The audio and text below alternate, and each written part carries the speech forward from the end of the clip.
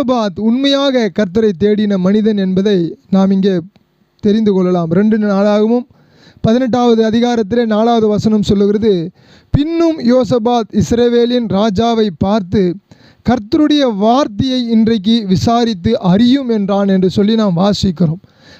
யோசபாத்திற்கு பிரச்சனை வரும்பொழுதெல்லாம் அவன் யாரை தேடினான் என்று சொன்னால் கர்த்தரை தான் தேடினான். யோசபாத்துக்கு பிரச்சனையே வராத போது அவன் யாரை தேடினான் என்று சொன்னால் கர்த்தரை தான் தேடினான். அவன் வாழ்நாள் முழுவதும் கர்த்தரையே தேடிக்கொண்டு தன் வாழ்க்கையை அவன் நடத்தி கொண்டிருந்ததுக்காக வசன ஆதாரங்கள் இங்கே நாம் பார்க்கிறோம்.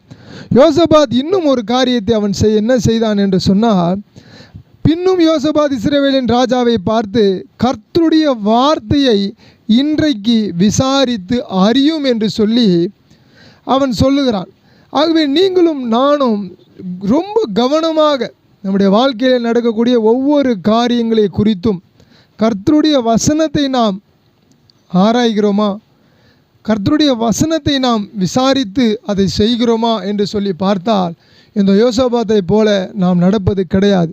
ஆகவே இந்த மே மாதத்திலே இந்த யோசபாத் எப்படி தனக்கு பிரச்சனை வந்தவுடனே கர்த்தருடைய வசனத்தை அவன் விசாரித்து அறியும் என்று சொல்லி தன்னோடு கூட இருந்த ஜனங்களுக்கு சொன்னானோ, அப்படி நீங்களும் நானும் நம்முடைய பிரச்சனைகள், போராட்டங்கள், கண்ணீர்கள், கவலைகள், கஷ்டங்கள், துன்பங்கள், துயரங்கள், வேதனைகள், தேசமே நமக்கு எதிராக நின்றாலும் நீங்களும் நானும் கர்த்தருடைய வார்த்தையை இன்றைக்கு விசாரித்து